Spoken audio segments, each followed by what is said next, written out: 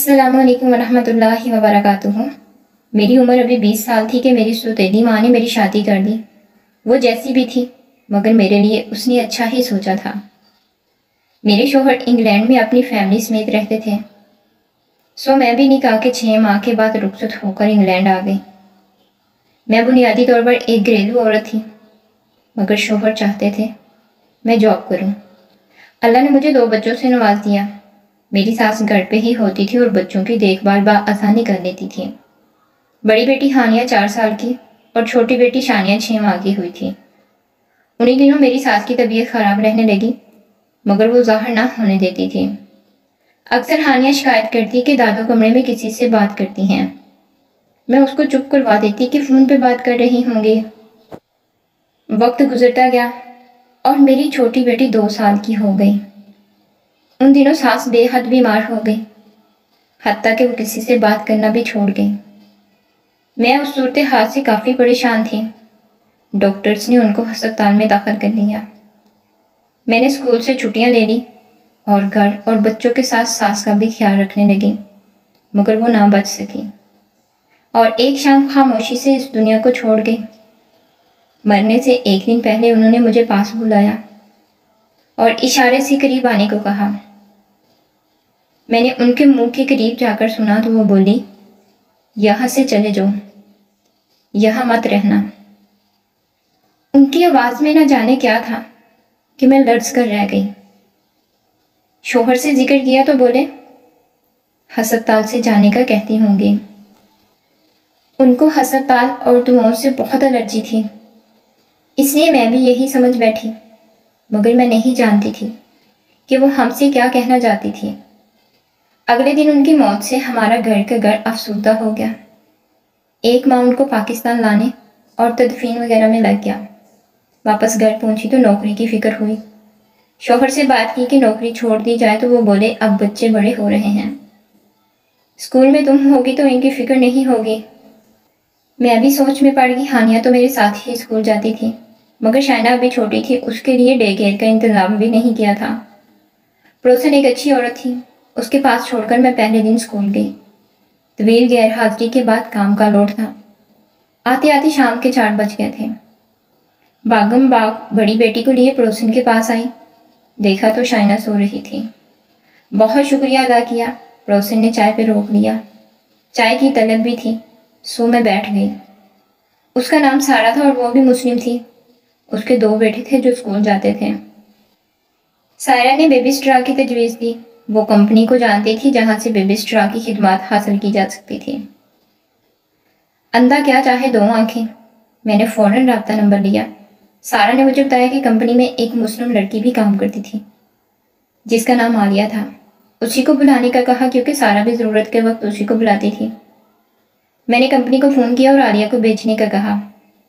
Company ने शाम 8 बजे का वक्त दिया। मैं बेचैनी से उसका इंतज़ार करने लगी। ठीक 8 बजे आलिया आ गई। वो एक सुलझी हुई लड़की थी, उम्र 22 साल के लगभग थी। वो अपना और अपनी माँ का पेट भरने के लिए नौकरी कर रही थी। आलिया का सारा बायोडाटा कंपनी ने भेज दिया था। मुझे भी वो एक मुखलिस लड़की लगी और मैंने उसे नौकरी पे रख लिया। जब उसे मालूम हुआ कि मैं उसे मुस्तकिल तौर पर रख रही हूँ तो वो बेहद खुश हुई और अगले दिन सुबह 8 बजे आने का वादा कर लिया। अगले दिन सुबह वो ठीक 8 बजे घर आ गई। शाइना उसे देखकर बहुत खुश हो गई। वो घर से जाना नहीं चाहती थी। अब एक खेलने वाला इंसान उससे मिल रहा था। वो जल्द ही दोस्त बन गई।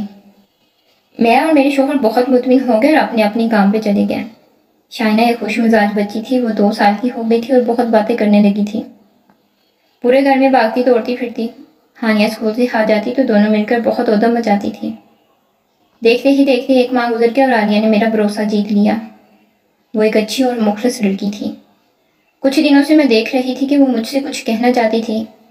कई बार वो कुछ कहना शुरू करती मगर बात को छोड़ देती और खुदा हाफिज कहकर निकल जाती। मैंने सोचा शायद उसकी माँ ठीक नहीं तो छुट्टी लेना चाहती होगी। ये सोचकर मैंने अगले दिन उससे चाय पे रोक लिया। वो कप हाथों में लिए गुमसुम सी बैठी थी। मैंने खुद ही उससे पूछा कि सब खैरियत है। वो मुस्कुराई और सर हाँ में हिलाया। मैंने उसके हाथ पे हाथ रखा और उसे यकीन दिलाया कि वो मुझसे कोई भी बात कर सकती है। वो चुपचाप मुझे देखने लगी। اس کی آنکھوں میں ایک الجھن سی تھی۔ وہ بولی، اوپر دائیں کمرے میں کون رہتا ہے؟ میں ایک دم حیران سی ہو گئی۔ وہاں میری ساس رہتی تھی۔ میں نے کہا، کیا بات ہے، بولو۔ کچھ نہیں بیبی، وہاں چلی جاتی ہے اور باتیں کرتی ہے، اس نے بتایا۔ میں سوچ میں پڑ گئی۔ وہ اجازت لے کر چلی گئی۔ رات کو شوہر سے یہ بات کی تو بولے، تم بھی کیا فضول باتیں سوچنے لگی؟ شائنہ امی سے بہت قریب تھی، ان کی تصویر سے باتیں کرتی ہوگی۔ مجھے بھی سن کر سکون سا ہو گیا۔ واقعی ہی ایسا تھا۔ اماں اس سے بہت لاڈ کرتی تھی۔ اگلے دن میں نے عالیہ کو بھی سمجھا دیا، وہ بھی مطمئن ہو گئی۔ اس شام ہماری شادی کی سالگرہ تھی۔ شوہر بہت خوشگوار موڈ میں تھے۔ انہوں نے ایک فلم دیکھنے کا پلان بنا رکھا تھا اور کھانا بھی باہر ہی کھانے والے تھے۔ میں نے عالیہ سے بات کر لی کہ وہ رات 11 بجے تک بچوں کے پاس ہی رک جائے۔ ہماری کوشش تھی کہ ہم جلد گھر آ جائیں گے۔ وقت مقررہ پہ عالیہ گھر آ گئی۔ شام کے 6 بجے تھے۔ بچیاں ٹی وی پہ کارٹون دیکھ رہی تھیں۔ میں نے عالیہ کو سب اوقات سمجھا دیے کہ بچیوں کو 8 بجے سونے کے لیے اوپر ان کے کمرے میں لے جائیے، اور کھانا وہ کھا چکی ہیں۔ عالیہ کے لیے فریج میں کھانا موجود تھا، جو وہ کھا لیں۔ ایمرجنسی کے طور پہ وہ مجھے یا میرے شوہر کو فون کر سکتی تھی، مگر میں نہیں جانتی تھی کہ میں اس کی زندگی کو داؤ پہ لگا کر جا رہی ہوں۔ ہمارے جانے کے بعد عالیہ نے دروازے بند کر دیے اور تمام کھڑکیاں بھی چیک کر لیں۔ باقی کے واقعات عالیہ نے مجھے بتائے، اسی کے زبانی سنیے۔ مسٹر اور مسز احمد کے جانے کے بعد میں بچیوں کے پاس آ گئی۔ ان کا کھیلنے کا موڈ تھا، چنانچہ میں ان کے ساتھ رہی۔ ٹھیک 8 بجے میں نے ان کو دودھ کا گلاس دینے کے بعد سونے کے لیے اوپر ان کے کمرے میں لے گئی۔ اوپر کے منزل پہ 3 بیڈ روم تھے۔ دائیں جانب پہلا کمرہ مسز احمد کی ساس یعنی ہانیہ کی دادی اماں کا تھا۔ دوسرا ماسٹر بیڈ روم تھا جو والدین کے استعمال میں تھا۔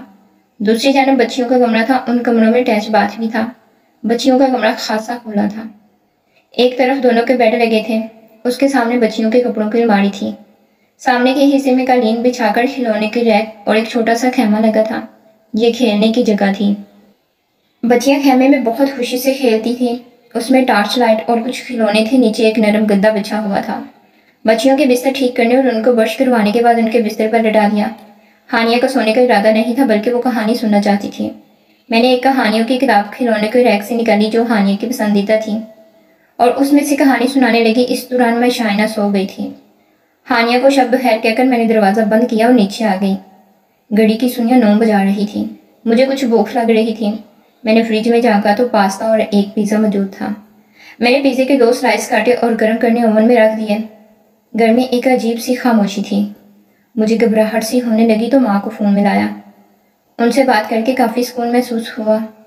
ان سے اپنی گھبراہٹ کا ذکر کیا تو وہ بولی، اکثر نئی جگہ پہ ایسا ہوتا ہے۔ دن میں جہاں کوئی الجھن نہیں ہوتی وہاں رات میں عجیب سی اجنبیت محسوس ہوتی ہے۔ تم پریشان نہ ہو، 2 گھنٹے میں گھر والے آ جائیں گے تو تم آ جانا، میں تمہارا انتظار میں جاگ رہی ہوں۔ یہ بات سن کر مجھے بھی حوصلہ ہوا، واقعی میں خواہ گھبرا رہی تھی۔ فون بند کر کے میں وہیں کھڑی سوچ رہی تھی کہ اچانک اوون کی بیپ ہوئی اور میں اچھل پڑی۔ اوہو، مجھے کیا ہو گیا ہے، میں نے خود کلامی کی اور اوون سے پیزا نکال کر فریج سے ایک سوڈا کین لے کر لاؤنج میں آ گئی۔ ٹی وی لگانے کے لیے جب ریموٹ کے لیے نظر دوڑائی تو وہ کہیں نظر نہ آیا۔ میں نے صوفہ، کوشن، میز کے نیچے ہر جگہ تلاش کیا، مگر اسے نہ ملنا تھا نہ ملا۔ تھک کر میں صوفے پہ بیٹھ گئی اور پیزا کھانے لگی۔ ابھی میں نے 2-3 نوالے ہی کھائے ہوں گے کہ مجھے ہنسنے کی آواز سنائی دی۔ میں نے پلیٹ میز پر رکھ کر سیڑھیوں کے پاس آ کر کان لگائے۔ اسی وقت دوبارہ ہنسی کی آواز سنائی دی۔ یہ دونوں ابھی سوئی نہیں ہیں، میں دل میں کہتی ہوئی اوپر آ گئی۔ کمرے کا دروازہ کھلا ہوا تھا، جبکہ مجھے یاد پڑتا تھا کہ میں اسے بند کر کے گئی تھی۔ میں نے آس پاس سے دروازہ کھولا۔ کمرے میں نائٹ لیمپ کی نیلی روشنی پھیلی ہوئی تھی۔ چھوٹی بیٹی شائنہ اپنے بستر پر بے خبر سو رہی تھی، لیکن ہانیہ کا بستر خالی تھا۔ میں نے نظر گھمائی تو خیمہ میں روشنی نظر آئی، ساتھ ہی بچی کا سایہ بھی تھا۔ میں خیمہ کی طرف گئی اور نیچے بیٹھ کر اسے کھولنے لگی۔ ہانیہ، ساتھ ہی میں نے دھیرے سے کہا، آپی میں یہاں ہوں۔ مجھے اپنے پیچھے سے آواز آئی۔ میں نے بیٹھے بیٹھے گردن گھما کر دیکھا تو ہانیہ بیڈ کے نیچے تھی۔ اس نے اشارہ کیا کہ وہ خیمے میں نہیں ہے۔ میرا دماغ چکرا کر رہ گیا۔ میں نے آگے بڑھ کر خیمہ کھول دیا، اس میں کوئی نہیں تھا۔ ٹارچ جل رہی تھی۔ میں گھبرا کر اٹھ کھڑی ہوئی، مجھے کچھ سمجھ نہیں آ رہا تھا۔ میں نے شائنہ کو سوئے ہوئے ہی گود میں اٹھایا اور ہانیہ کا ہاتھ پکڑ کر نیچے اترتی چلی گئی، مگر ہانیہ نے ہاتھ چھڑا کر واپس اوپر کی طرف جانا چاہا۔ میں نے اسے رکنے کو کہا۔ شائنہ کو صوفے پر اٹھا کر میں نے اسے بلایا۔ میں واپس جا رہی ہوں سونے کے لیے، اس نے کہا اور سیڑھیاں چڑھنے لگی۔ وہ لارا تھی، میری فرینڈ، امیجنری فرینڈ۔ اس نے کہا تو میں سناٹے میں رہ گئی۔ تم بستر کے نیچے کیوں تھی؟ میں نے پریشانی سے پوچھا۔ اس کی ماما آ گئی تھی، وہ مجھے اچھی نہیں لگتی، ڈراتی ہیں، وہ نارمل انداز میں بتا رہی تھی۔ میرا دماغ چکرا رہا تھا۔ خیمہ میں ضرور کوئی تھا، کون تھا وہ، یا میرا وہم تھا؟ مجھے کچھ سمجھ نہیں آ رہی تھی۔ اس دوران ہانیہ اوپر چلی گئی اور میں ساکت بیٹھی چھوٹی کو دیکھتی رہ گئی۔ جو کچھ بھی تھا اس کا واسطہ اوپر کی منزل سے تھا۔ میرا وہم تھا یا حقیقت؟ ہانیہ کو نیچے لے آتی ہوں جب تک ان کے والدین نہیں آ جاتے، یہ سوچ کر میں ایک نظر سوئی ہوئی شائنہ پر ڈال کر اوپر جانے لگی۔ راہداری روشن تھی۔ دائیں جانب کے کمرے کا دروازہ کھلا تھا۔ یہ وہی کمرہ تھا جہاں احمد صاحب کی والدہ رہتی تھی۔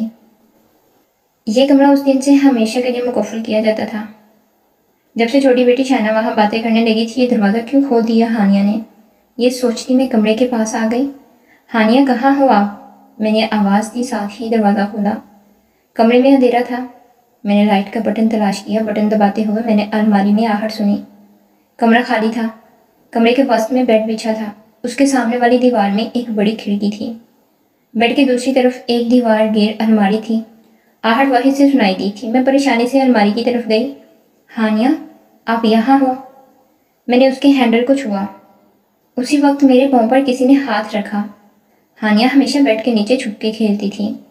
میں نے دیکھے بنا کہا، یہ کھیلنے کا وقت نہیں ہے۔ اسی دم پیچھے سے آواز آئی، آپی میں یہاں ہوں۔ میں نے جھٹکے سے مڑ کر دیکھا تو ہانیہ دروازے میں کھڑی تھی۔ تو یہ ہاتھ کس کا تھا؟ میں نے نیچے دیکھا تو ایک سفید سا بازو نظر آیا اور میرے حلق سے چیخ نکل گئی۔ میں بری طرح دوڑتی ہوئی نیچے آ گئی۔ ہانیہ میرے ساتھ تھی۔ میں اس گھر میں نہیں رہ سکتی، مجھے جانا ہوگا۔ چلو بچوں، ہمیں جانا ہوگا ابھی، میں نے ہانیہ سے کہا اور شائنہ کو اٹھانا چاہا، مگر صوفہ خالی تھا۔ شائنہ وہاں نہیں تھی۔ شائنہ کے غائب ہو جانے سے میری حالت غیر ہو گئی۔ میں چیخ چیخ کر اسے آوازیں دینے لگی۔ ہانیہ بھی ڈر گئی تھی۔ مجھے کوئی جواب نہ ملا تو میں صوفے پہ گر کر رونے لگی۔ میرا ذہن معاف ہو گیا تھا۔ ہانیہ مجھ سے لگ کر رونے لگی تھی۔ اسے روتا دیکھ کر میں نے خود کو سنبھالا۔ مجھے ہمت کرنی ہوگی، ایسے کچھ نہیں ہو سکتا تھا۔ میں ان بچوں کی نگران تھی، میں نے کچھ نہیں ہونے دے سکتی تھی۔ چاہے کچھ بھی ہو جائے، مجھے بچیوں کی حفاظت کرنی ہوگی۔ میں نے آنسو پونچھ ڈالے۔ ہانیہ کو ساتھ لپٹا لیا، اس کو تسلی دی اور کہا کہ ہمیں شائنہ کو ڈھونڈنا ہے، ہم اسے پورے گھر میں تلاش کریں گے، وہ کہیں نہیں جا سکتی، وہ یہی ہوگی اسی گھر میں۔ یہ سب سمجھانے کے بعد ہم نے شائنہ کو ڈھونڈنا شروع کر دیا۔ نیچے ڈرائنگ روم اور ٹی وی لاؤنج کے علاوہ ایک اسٹڈی روم بھی تھا۔ میں وہاں گئی، ہانیہ بھی میرے پیچھے پیچھے تھی۔ پورا کمرہ خالی تھا، وہاں کوئی نہ تھا۔ میں نے شائنہ کو آواز دی مگر کوئی جواب نہ ملا۔ ہانیہ باہر نکل گئی، میں اس کے پیچھے ہی باہر آ گئی تھی۔ میں نے سوچا فون کروں اور مسز احمد کو یہ سب بتاؤں، مگر وہ میری بات کا یقین نہ کرتی اور شائنہ کا خیال نہ رکھنے کے لیے الٹا مجھے سرزنش کرتی۔ میں نے شائنہ کے بارے میں سوچنا شروع کر دیا۔ وہ کہاں جا سکتی ہے؟ کہیں اپنی دادی اماں کے کمرے میں تو نہیں چلی گئی؟ یہ خیال آتے ہی میرا دل زور زور سے دھڑکنے لگا۔ اس کمرے میں ہی وہ ہاتھ دکھائی دیا تھا۔ اگر بچی کو اگر کچھ ہو جاتا تو میں اپنے آپ کو زندگی بھر معاف نہ کرتی۔ میں سیڑھیوں کے قریب آئی، اسی وقت مجھے رونے کی آواز سنائی دی۔ آواز اوپر سے ہی آ رہی تھی۔ شائنہ، وہ اوپر تھی۔ میں سیڑھیاں چڑھ کر اوپر جانے لگی۔ ہانیہ مجھے روکنا چاہتی تھی مگر میں نے اسے وہیں رکنے کا کہا اور خود اوپر چڑھنے لگی۔ راہداری بالکل سنسان پڑی تھی۔ میں وہیں کھڑی سننے کی کوشش کر رہی تھی کہ آواز کہاں سے آئی تھی۔ اسی وقت میں نے دوبارہ رونے کی آواز سنی۔ آواز بالکل مدھم سی تھی۔ میں آہستہ آہستہ قدموں سے چلتی ہوئی کمرے کے قریب آئی۔ وہی خوفناک کمرہ۔ میں نے دروازے سے کان لگایا۔ آواز اندر سے آ رہی تھی۔ میں نے جلدی سے ہینڈل گھمایا مگر وہ نہ گھوما۔ دروازہ لاک تھا۔